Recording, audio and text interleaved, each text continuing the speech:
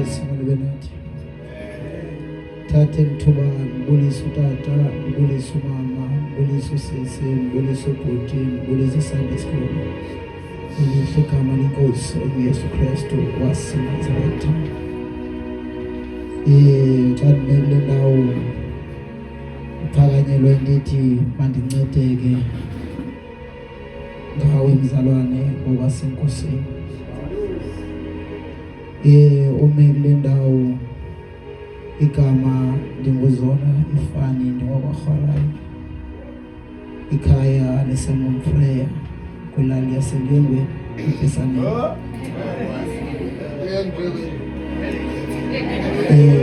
Ndizalwa kulala lokuthiwa kaMashini, inzalelwane ke yakwaRhadebe, umzukulwana kaMashini.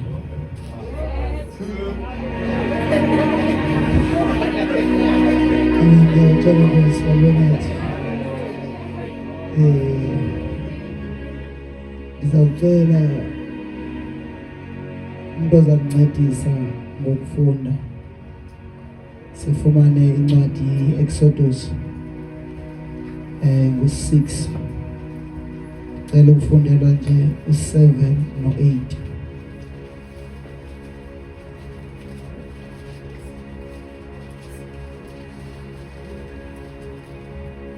Sifunda kwincwadi yeExodus ichapter ngu-6. Sawuqala ukufunda kuverse 7. Xa kuverse 2 kunesihloko uThixo ubhekisa kuMoses. Verse 7. Ndiyakunenza abantu bam, mna ndibe nguThixo wenu.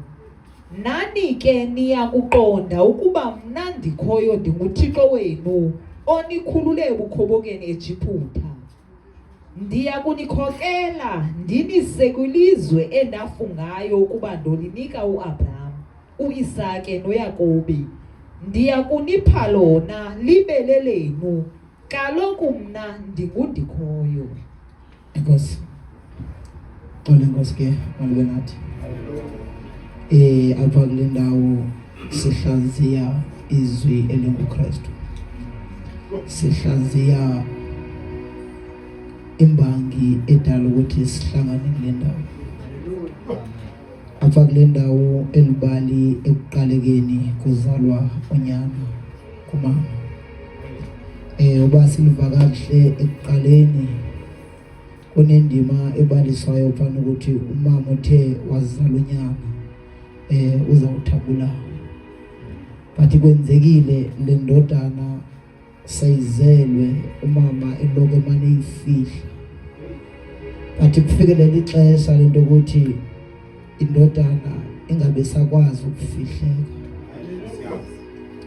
Uyayithatha umama wayo uyifaka ndingathi ingobozo ayoyibeka phezu komlambo.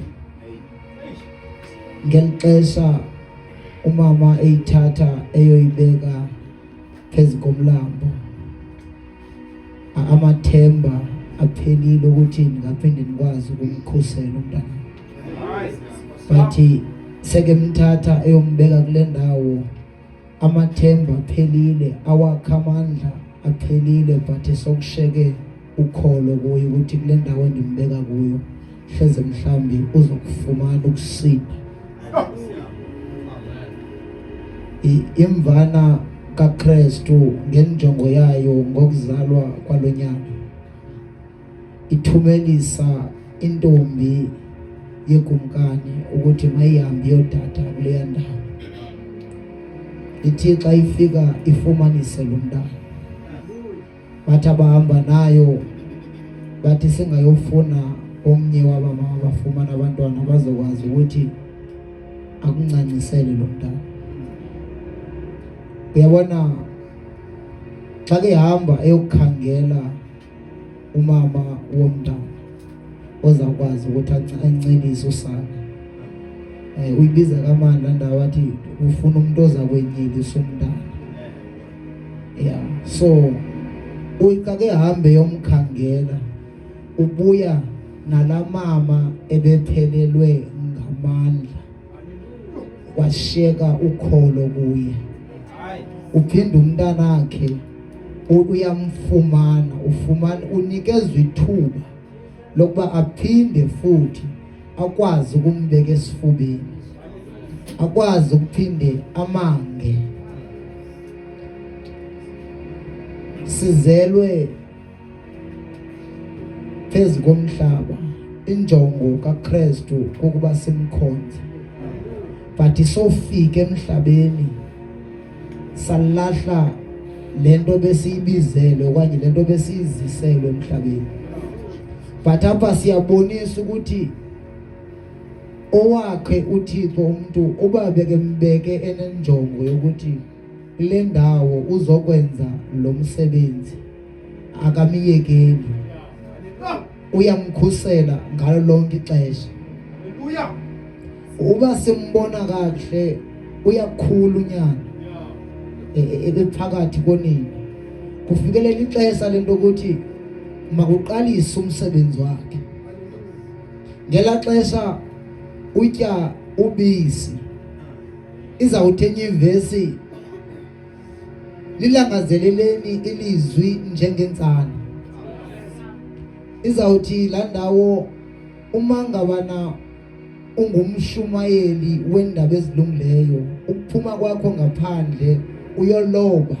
Masikhumbule uThixo uthe singaba uzawuyeka ukuthi nibe ngabalobi benhlanzi, ngoku nizaba ngabalobi babantu. Once woloba umuntu ngaphandle umzise ngaphakathi, uzomtyisa ukutya okuthambileyo kwenzela ukuthi angene egiyareni. Phecelezi uzamfundisa ukuthandaza, uzamfundisa ukufunda, uzamfundisa izwi. Athi woqina uqala umnikeze ukutya okuqinileyo, aqala ahamba aphumele ngaphandle ayokwenza umsebenzi. Ngokunyana uzawuphuma azokwenza umsebenzi. Lo mntana ukhuliswe kule ndawo, kodwa njengoba ekhuliswe kule ndawo uthunyelwe ukuthi makazokhulula abathinjwa kule ndawo. Uzalelwe ehlabathini, masibe ngohlobo sithi uzelwe ehlabathini, uzelwe ngumama ongazani noKristu, kodwa wena uKristu ekubeke ngenjongo ukuthi wena uziyokhulula elakhaya elingazani noKristu. Uthi omnye umzalwane obeke kule ndawo nikubongqina uthi yena yedwa kokwakhe uye yedwa wamkela uYesu kwifamily yonke. Ngokwamkela kwakhe uYesu, uma ke kule ndawo engqina ngoYesu, akangqineli yena yedwa, ungqinela nawe abasendlini. Phecelezi ngomthandaza kawuthandazayo akathandazeli yena yedwa, uthandazela nenye ifamily. Kwabe nisemsebenzini benizathi umrespecte umuntu ozosebenza, ngoba hleze mhlambi njengoba umcindezela baninzi abantu abajonge sonke akazosigobela abaphambi kwakho. Le ndawo iyasibonisa ukuthi sele sijonge ePasikeni, ixesha lokuthi xa sifike ePasikeni senze isikhumbuzo lidlulile. Ngoku into efunekayo funeka simazi ukuthi lo Thixo owenza ukuthi uMoses akwazi ukuyokhulula abathinjwa, funeka sizazi ukuthi ngoku singoMoses. Abekho abanye oMoses aphinde sibafumane. OMoses abakho ngoku sithi okumelezekile ukuthi siyokhulula abantu ehlabathini. Ihlabathi abantu libaginyile ngoba kune-misunderstanding eyenzekayo. Sithi xa sithetha sithi izwi leBhayibhile leza nabelungu asinakwazi ukulilandela, kodwa siphazama into enye ukuthi abelungu beza nezwi kodwa thina sabe siphila impilo kaKristu. Ngoku thina kumelezekile ukuthi sithathe la mpilo esasiyiphila siyidibanise nezwi in order for ukuthi sibuyisele abantu bakaKristu kuye. Asayindawo ndiyithandayo abiza uthi nizothatha abaphezu komhlaba babe lilifa lenu. meaning into ukuthi ngokuthatha ababantu nabazisa kuKristu niyasikelela. Izawuthanda izawuthi phaya kwindumiso 2 ithanda pha ekugqibeleni ithi la ndawo mangeni unyanga hleze mhlawumbe endleleni aqume.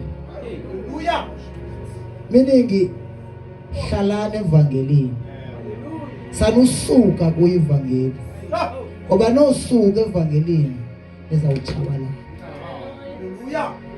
ngoba umtyoli akasekho ngaphandle ngoku otarget abangaphakathi ababasezinkonzweni because namhlanje ilizwi likaKristu silisebenzisela for imfuno zethu, asilisebenziseli for ukusindisa imiphefumulo. Uba besingayijonga ngolehlobo nizawuthi sele sesibambe ivangeli movement ehamba singogqirha bomphefumulo phecelezi senza itherapy ebantwini. Umsebenzi wethu le ukuthi senze itherapy abantu singenza itrauma ebantwini. Ngoba abantu babiza abantu baze ecaweni bazobenza itrauma because igoal yokushumayela ivangeli abantu bayilahlile. Ngoku kokugcwala abantu ebandleni baqale bancume bathi zagcwala impokotho and futhi bayishumayela kamandi bathi umzalwane onganikela impokotho zakhe zoqoqo.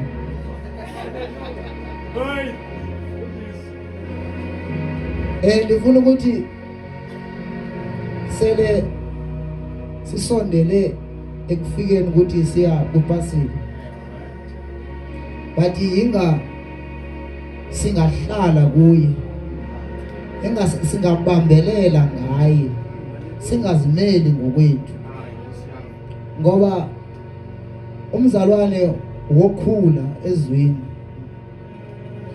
ufana nesiprofeto esake safundiswa ngaso ngutata ngeimini wathi ukumkani uthe bakevuka ekuseni wavuka nephupha wathi uphuphe umthomde onamaxhayi ufuna ukuthi izazi zikuchaze ukuthi uthethe ukuthini lonto leyo. Athi umuntu oyichazayo athi uke waphakamela abantu aba-around wena waphakamela nalo Kristu wamlibala. Ilonto leyo ingenile emabandleni. Yabona ukhona enye into izawuphinda ithi ukumkani uphupha inkomo ezibhikileyo zisitye zezityebileyo. Sihluthiswe izwi nguKristu ukuthi masifunze ngalo abantu. Kodwa thina sithatha ilizwi sitye ngalo abantu. Lento ethethwe ivesi thina siyayiguqula. Ndifuna ukuthi kuleni pasika sesibe ngoMoses basemhlabeni. Ukuhlangana kwethu kule ndawo kuze kungabi inzuzo yabantu aba-around kule ndawo esikuyo, but funeka kube inzuzo kaKristu. Funeka singenzeli thina kodwa thina senzele yena. Ndiyayithanda indawo ethi kwiGenesis xa iqala uthi uKristu udale ubumnyama udale uthe ubumnyama ubusuku wathi ukukhanya imini. But singabazalwane uthiwa mos xa sipositive sihlele ukukhanyeni, meaning isibani sethu asisifakanga phansi kwetafile kodwa sisibeke phezu kwetafile. Ngokushumayela izwi likaKristu isibani sakho sibeka phezu kwetafile. but ngokuvimba abazalwane izwi isibani sakho sifaka phansi kwetafile, because once ungareactela uzweni kaKristu kodwa ulivile, uyafana nabo kuzekeliswe ngabo kwathiwa kukhona ababathe ilizwi belivile kodwa bangalenzi. Funeka makwenza umzekelo phana wena ube ulomhlaba uvundileyo apha lithi lihlela kaluwa khona lifike likhule lingaqhawuki. Ndiye ndiyithande into eyayithethwe ngabazalwane uma ngabana bethandaza besenza ubakwethu semazulwini. Kukhona imessage enamandla ekuba kwethu semazulwini. Lo osithi thina kasimjongile simjongele phansi. Yabona la ndawo ethi mayenzeke intando yakho njengoba isenziwe emazulwini. Masingayeki ukushumayela izwi lakho. Elilizwi masinganishumayeli ngecawe. Engowane silishiye. Ngoba into eyenzekayo le ntando siba ngabentando for hours ezithile, then after the hours sibe ngaba bentando. Sithi kasibeke le ndawo sithi uThixo izwi akalithethayo akalijikeli. Kodwa thina singabokuqala ukulijikela sokuphuma ngomnyango. Sohlukana nabazalwane esikhonza nabo siyayijikela into besiyithethile. Kule mihla esiphila kuyo otata kuhle xa besenkonzweni bathetha kakuhle, but xa befika endlini bazingonyama. Ngenxa yento ukuthi uma befunda ivesi bafunda ivesi evabona ethethelela bona. Always mabethethayo bamisa into ethi kwasekuqalekeni umuntu umama wona kwase Edeni. But there is no way ethi xa ngabana wona Edeni uzumhlukumeza. Uyazi indima yentshumayelo ingakumbi le party Exodus kanantsika kaMoses umsebenzi wakhe akawenza. Uyazi omama ekhaya badlala ifungu 100% ufune utata nomama bawushare. Umama always udlala u75%. Hallelujah. Hallelujah. Ubaba utata ngela xesha. Utata xa kufika ezinye ipati uyaskipa kuzo. Athi hambani kumama wenu. Kodwa xa nifika kule ndawo ndithi uThixo luthando. Lolupho luthando lelo bandihlale nandi nijonge. Kodwa endlini anikwazi ukulenza. Xa nibe kule ndawo nipreach ivangeli engakwazi ukuyishumayela endlini. Alithanga langa ndizwi inkonzo iqala ekhaya. Ubuye uzoyithulela kwabanye abantu. Uba sijonga kahle kule picture yokuzalwa kwale nkwenkwana akaveli utata. Akaveli utata. Umama ngelixesha athatha umntana wakhe ayombeka emfuleni akaveli utata. Ngelixesha efika le ntombi ngawuthi isindeka yimfesane utata akekho. Nangoku uyaqaphela uFaro uqala uthreatenisha lo mntana uqala yavela utata ongutata omkhulu. Ngizabe ndithi utata omkhulu adoptive sibeke kanjalo ngoba wakho utata akaveli uMoses babeke ngubani. But uyabona uma kuvela ipati katata ufika seke emnyathelo Moses. akakhange afike amange. Ndithi namhlanje botata lele olthando simangalo kule ndawo, naxa sifike endlini masifike silenze, because yazi kukhona into endintathayo evezwe ngumama ngoke nikeza ubunqina. Umama uthi ukhona ukuthi ube ngusister nebrother but ningevani. Emizini inqabile into ukuthi ibrothers zivane, kodwa isisters zihlala zivana. Kutheni apha kwenantsika kwi-brothers lento ukuthi kuthiwa otata nabangahakani, ngoba yabona uma ngabana uhaga umuntu abalebona ndawo yenantsika ithi mange. Once umange umuntu ukhona inantsika eklikhayo in between wena naye. So thina singabazalwane masimange kwenzele lalantsika evela apha in between ihlala ikhona, ngoba thina sisongaba behlabathi. Masihlaleni ezweni, sihlaleni kwintando kaKristu, ngoba yazi into endichukumisayo nendiphazamisayo, even ekutshutshisweni kukaYesu akekho umama omtshutshisile, kodwa omama bayamlilela, ngoba omama baqale ukuba nebhondi nonyana ngela xesha esesiswini.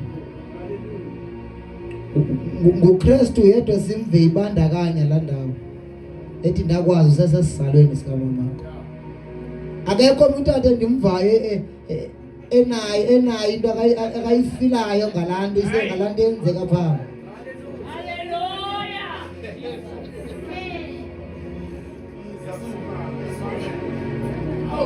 So bazalwane, sishumayela i-revelation entsha, okanye sishumayela uKristu omtsha. Sithi kasime kule ndawo sithi sibuyisela abantu back kuKristu, but sesishumayela loo nto sithi sibuyisela abantu back kuKristu, ingacela umoya oyingcwele asincede, ingakumbi kwesikhuphayo nesikwenzayo. Siqale kuqala senzele thina. Yabona, if sinokujonga indlela uMoses akakhule ngayo nezigaba akazihambileyo, ukhangeleka ngaphakathi kuye engenayo indawo esolayo, ngoba uMoses ababeke hamba khona beke yi-life saver, save amantombazana eyona ntsika eyonqanda impahla emfutshane. Athi utata wawo mbizeni nize nayapha, kuthi sekunjalo aphinda avuzwe kulaa mzi, avuzwe ngutata ngenye yentombi zakhe. Uyabona mfana, always ube ngumsindisi, always apha efika khona ufika uyanceda. Kulona unyaka njengoba besithi uThixo ubethele, uzawubethelela emnqamlezweni. Kulona unyaka masibethelele impakamo, sibulale la ndawo ukuthi thina singotata endaweni ethina sinawufika, because namhlanje sikhulisa igeneration yabantwana abuse abantu abangomama. Namhlanje sithi asiyazi ukuthi iabuse iqala indawo, kodwa xa ndisendlini uma ngabana ndishiywe nomntana kunzima uba ndimthini nakwena umama wakhe ubuza ubuya ngo5 uyabuya njalo, into endiyenzayo ndimfaka ukutya qha. Le genge sezantsi ekhulayo ngeyiphi le vangeli esiyishumayela kuyo? Sithe sishumayela ivangeli yothando, sithe sishumayela ivangeli yokuthobeka. Sithobeke njani xa ngabani singazukwazi ukubambisana? Because yazi bazalwane, most of the time sima epulpetini, oyena umuntu esihlala simkhangela nguSathane. uSathane akanayo ipower kuthi, sithi abamenza beyikumkani, because to prove ukuthi akanayo ipower, alikho ibala elithi apha eBhayibhelini uSathane awangene ecaweni, uSathane awangene enyokeni. uSathane ufika xa unomsindo akwenzisa into, then after asuke, ukusuka kwakho ushiyeke usengxakini. So kuleni game make simthathe yena simbeke ecaleni, sikhangele ukuthi yintoni na esinokuyenza ukuthi simvimba ngangeni. Because very funny into ukuthi amaxesha amaninzi even zokuthiwa kuye esikolweni meeting nomntana kuhlala kukhona umama uyakutata tata kayo grosala umama akani mele ndawo nishumayela uthando lolupho luthando endishumayelayo. Come on. Awona umzekelo kukhona into ethethwa my brother that is very powerful. Landima akakhankanya indima yesigarethi athi ngoko yayi-cheap but ngoku seyizi-expensive. Uyazi izinto ezidestroya ivangeli kaKristu zi-cheap, azikho expensive, zi-cheap, and then nathi singena lula kuzo. That's why usafumanisa kusekhona amakhaya kuthiwa tata bayalungiswa because bathetha ngoKristu xa beme epulpetini endlini abamshumayeli. Xa ndime kule ndawo ndithi masimangeni unyaka, ndokuphumela ngaphandle andithiwa masimangeni unyaka. Kusekhona abazalwane abangabazalwane uJanuary apha nithile uDisemba, then ngoDisemba ndiyohlabela amasimanga ndibulele unyaka usuvaliwe. Kusekhona abazalwane abachwechwayo endaweni nguye abazalwana ndibaboni mandiyongena kwa-cosmetics ndiyokhangela inantsika into ezidityaniswayo ndikwazi babe nento yokuhlaba. But xa ndime kule ndawo ndithi uKristu uyinkosi. Ngeyiphi le nkosi? Uzungazazi kuncedwe yintoni. Kubhetele xa unezinye yazazi buyahamba uyolikhupha liphele ngaqamba. Qakanjele kube kanye maligqithwa kuphuma. Xa uhamba zonke indawo uzawubona kanjani ukuthi lo Kristu uyasebenza.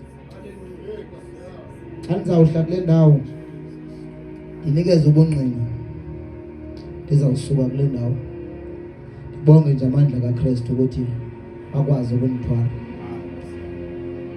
Abanye benu bandibonile bendihamba nentombi yam leya encinci uyanelisa temakene 2 years, athi ndibuye emsebenzini ndabuye ngathethi, tshonile amehlo endaweni yoba ndithandaze nathi ndiyabuya ndisatshona apha. Khona umntu athi ndimvile kuyanceda, yaqhubeka into azwa enda apha wasuke kwaqhubeka insuku, akathethi akadlali akatyi ujamile. Ndamthatha ndamsitha eKabheka wahlala 2 months akatyi, uhleli kula oxygen nento yakhona ndinawo amapipe ukhonto emane injector pha for uba zimgcine awake phefana yabe nomsebenzi. Ngela xesha Senisazana nalo baba. Senimane nithandaza nalo baba. uThixo wandinceda. The day kuthiwa uzawu-operate, ndayosign for bezawu-operate. The day kufanele uye-operate, bathi oogqirha amanzi ayasirculate apha entloko, so there's no need for ukuthi manganentsike aka-operate, ngoba besithi amanzi le nto edala bebenja ingqondo yakhe igcwele amanzi. Atshintsha bamfaka kwilantsika kwiscan, bathi apha ebuchotsheni ingqondo yakhe igcwele izidoti zegazi ezininzi, so kazi nokudibana igame iphelile. Ndaqhubeka ndahlala notata ndathandaza. Kondithandaza ndisamane ndiwuNikodimo ndiyenyonyoba. Samane ndisiye ebantwini ngapha ecaleni ndiyathandaza. Kanti uThixo wandinceda, waphuma from Tygerberg waye eBrookland Chest. Ake eBrookland Chest kuthiwa akaboni, akeva, sozaphinda ahambe, sozaphinda athethe, sozaphinda abone. Atreatwa bebesithi unenantsika, ndilibele le nto babemtreatayo, sayomthatha. Mhla ndandiyomthatha kwakusiliwe eCape Town, unoteksi besile. Ndathi xa ndizawuhla eteksini ndaqale ndathandaza. Xa ndigqiba kuthandaza kwafika ulo enforcement wavula indlela sikhwele eteksini sabuya. Ndahlala naye. Akadlali, akathethi, akakhali, mbona ngenyembezi uyakhala uyisana. Uleqa 3 years.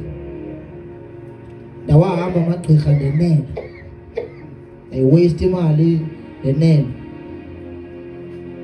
Ndancama ndahlala kuKristu. Ndithe ndihleli kuKristu, ndiqhubeka ndithandaza. Kwake buye eBrookland Chest wake sitya only amazambane, ento ezithambile, yogurt, into ezithi inyama angayityi. Fine, abe nomsebenzi aqhuba naye njalo. Ngomane ndibamba inkonzo ze-fasting, sithandaza nabazalwane.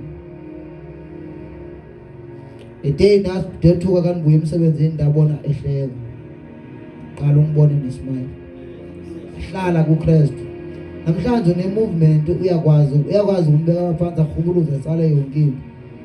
Sometimes ndiyakwazi ukumva athi tata, sometimes ndimve kwaze sithi mama, sometimes ndimve ulambile. Ngoba emveni koko uphinde ummamele uzawuphinda athetha asuka angathetha vela kuhleka okanye akujonge njengangoku. Ndizama ukuthi ukuhlala kulo Kristu akuso ukuchitha isiyalo.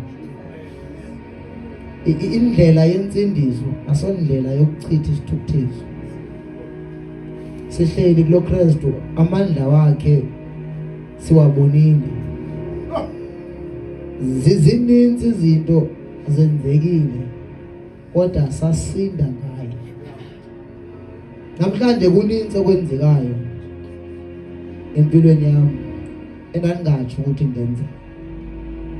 Kanti enale ndiyibulela kakhulu. Andikho sure unyaka kwawungomphi unyaka. Athi uba umonakalo uyayazi. Inkonzo yafika pho kwabo nentente. Wakhonza 2 months. Intenteni sasiya siyobamba isibuku, ufuna ukuyobamba imic. Kuthiwa masithi amen, kwalehlale phansi. uKristu yayikhona lento. But ndandingayazi ukuthi ndizawungena kanjani kuyo. Namhlanje la mic ndandibane ndiyibandisa makuqala inkonzo okanye xa iphuma ngogqosha izibheki. Namhlanje ndiyakwazi uma kule ndawo ndiyibandisa.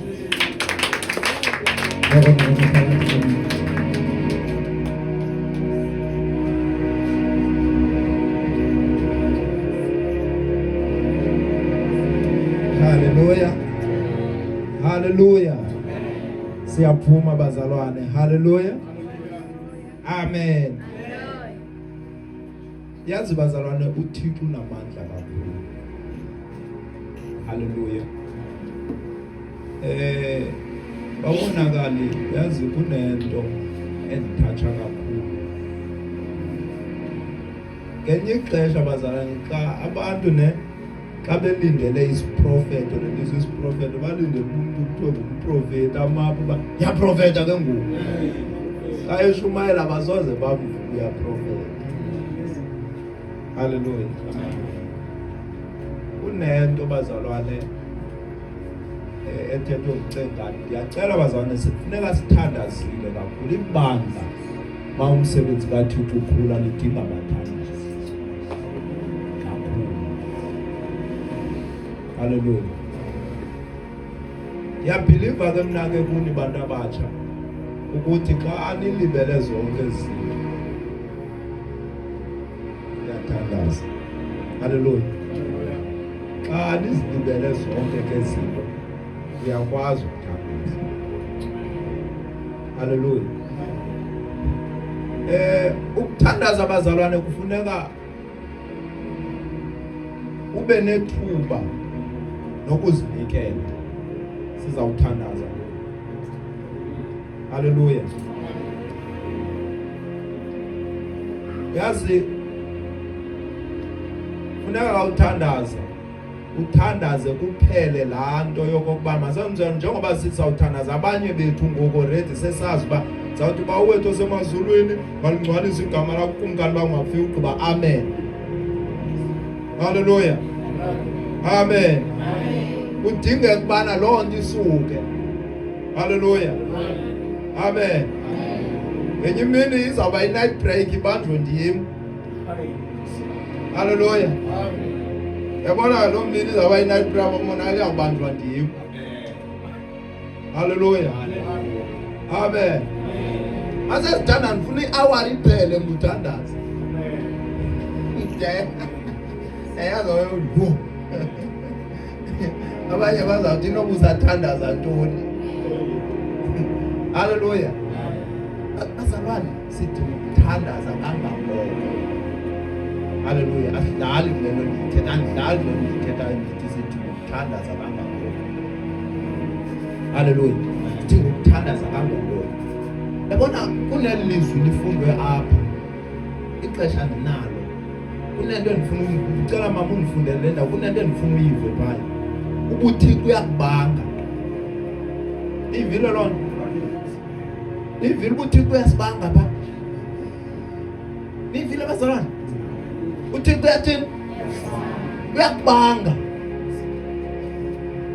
Kafunde mama. Ndifuna nje nimamele laa nto phaya. UThixo uyakubanga. Ndiyakunenza abantu bam. Uyakwenza ntoni uThixo into yokuqala? Umntu wakhe. Awungomntu ngoku. Ungumntu ne? But uthi uzawukwenza umntu wakhe. Ichaza ukuthi ukhona omnye umuntu ekumele bavela apha kuwe. Kukho omnye umuntu uThixo afuna vele kuwe, nothi lo unguwe.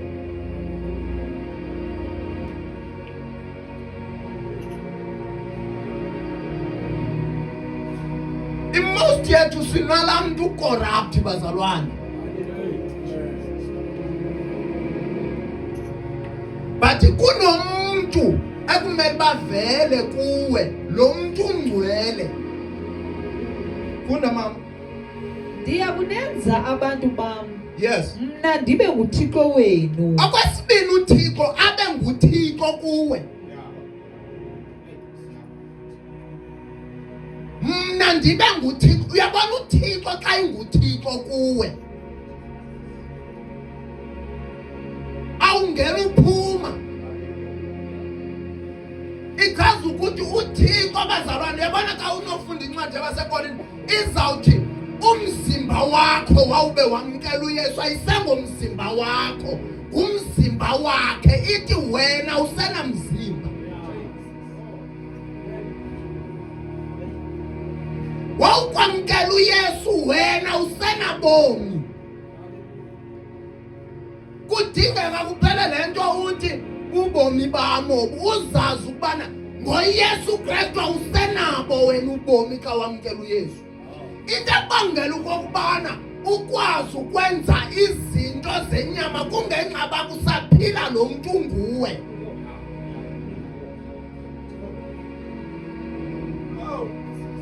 kuphila wena bazalwane izono ziza kohlula.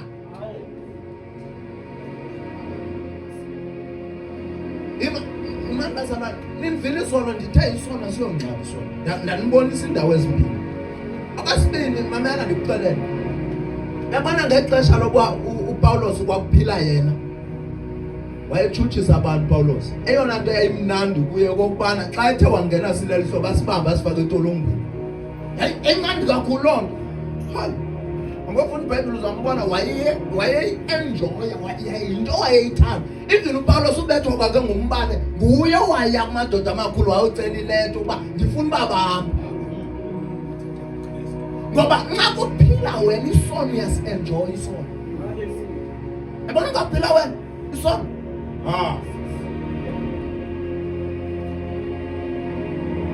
Icala noba singashumela kangakanani ngaso, even engqondweni yakho ngokuba kwinto ethi uyadlala nje nawe. Haleluya. UThixo ufuna ube ngumuntu wakhe, ube ngowakhe. Akakufuna ukushera nabanye uThixo.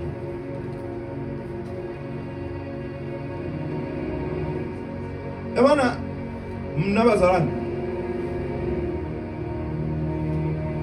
ishumayela ivangeli mna ndikhule phakathi kwamagqirha zonke ezi. Ufana noba mna sithethwa into yogqirha ndiyayazi. Mna ndiyindimo egrayinda amayeza. Andithi kanti awasebenzi ndithi ndiyawazi ayigrayindwa ndim. Ayigrayindwa ndim amayeza. Haleluya. Abukho ubomi kwezo zinto. Haleluya. Malibonke igama lenkosi. UThixo ufuna usibanga bazalwane. Ufuna sibe yindlu kaThixo. Umthandazo wami ukuthi bazalwane singabone enye into ngaphandle kokuba sifune yena ukonelisa yena. Uthi phaya sibe ngabantu bakhe. Iqhubezele mama sithandaze. Nani ke niyakuqonda ukuba mna ndikhoyo ndinguThixo wenu. Okwesibini ube nokuqonda. Yabona laa ngqondo kuthethwa ngayo phayiyo le ngqondo nayo.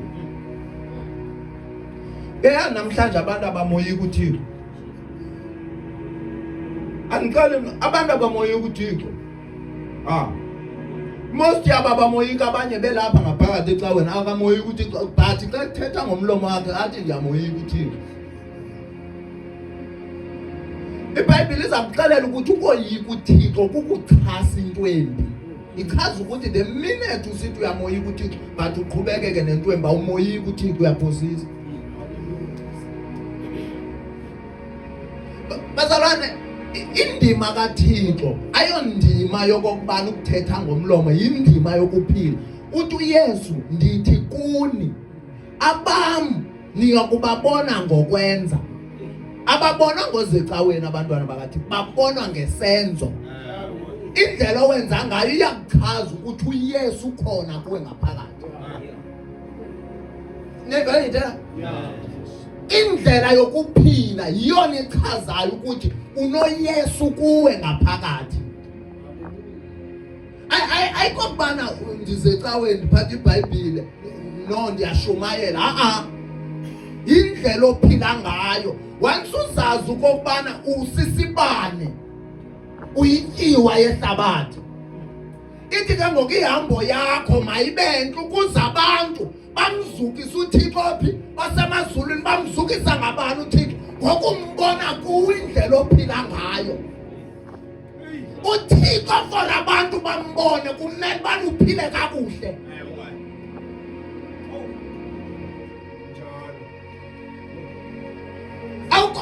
Awukwazi bazalwane mamela ndinixelele. Impilo kaThixo awukwazi kwindawo. Uyabona abantu bazakuchaza ubungumzalwane ngabalanda uhlala ungathi ukhona umdade bekwayite ngutata bawumnuka. Abona abantu bayazi impilo yakho. Uthe wathi uba umnuka amamelane bezalwane wathi kwindawo ophangela kuyo even ekuhlaleni Hallelujah. Hey. Guys, bantu abatsha,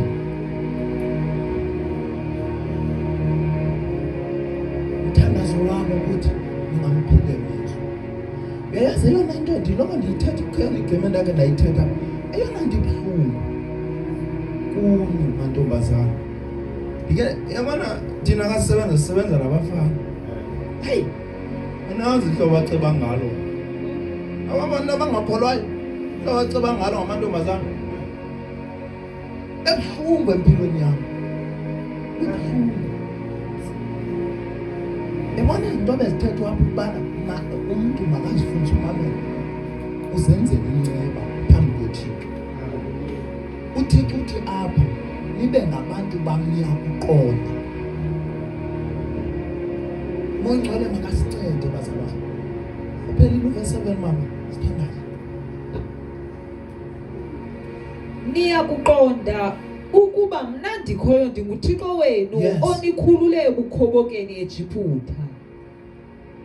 Onikhulule ebukhobokeni. Yabona ukukhoboka. Umuntu uyakwazi uba likhoboke phathi iBhayibheli. Elifunda izwa belikhoboka because uba ukhululekanga emoyeni wakho still uselikhoboka. That's why eyona nto kufuneka ikhululeke emzalweni ngumoya wakhe. Uba kakhululekanga umoya wakhe uba likhoboka. Isono sikwenza ikhoboka laso.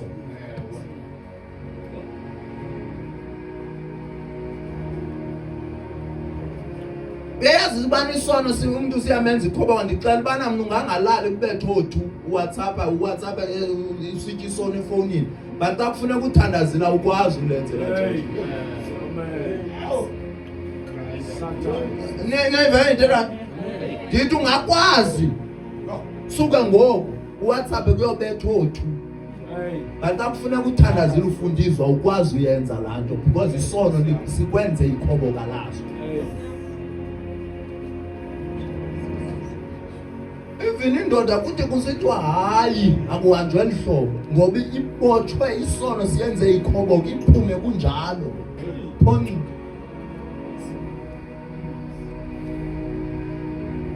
Hallelujah. Phethe iBhayibheli indoda, phethe iBhayibheli ibe likhoboka lesono. Tshintsha abantu ngosisi. Khoboka nje lesono. Ngoba isono once ikwenza ikhoboka. Hallelujah. Yayiphinda lento bazalwane. Bona abantu kufuneka sife inyama yethu ife tu. Athi kanti sikhonza nje abasibona intombi. Anda ukubona intombi lena. Abantu khonza nje. Hayi andali bazalwane uba umzana ukatshati bona intombi tshati.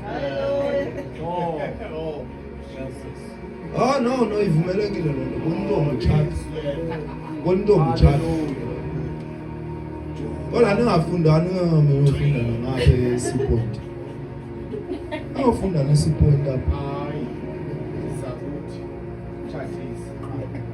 Hallelujah. Mina ufunda neSeaPoint. Ngeke ngoku ngodada shumayela izwi. Sibona intombi thina.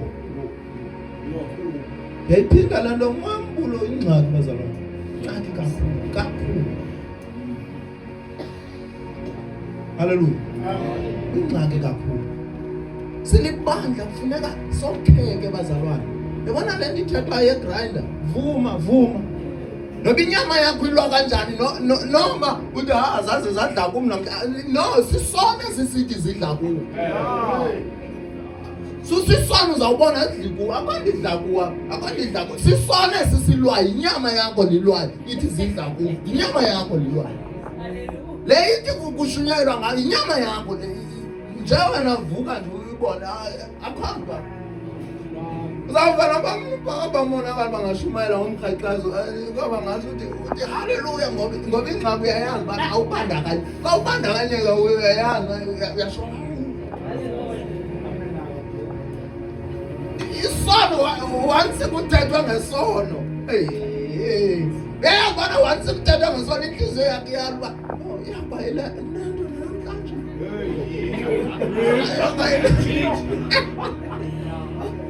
Inyama lilwayo.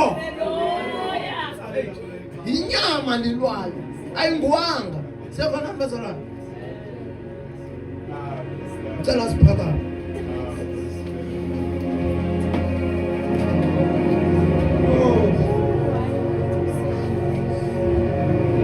Ngicela wenza umthandazo ukuthi inkosi ubambo lakho empilweni yami maliphumelele.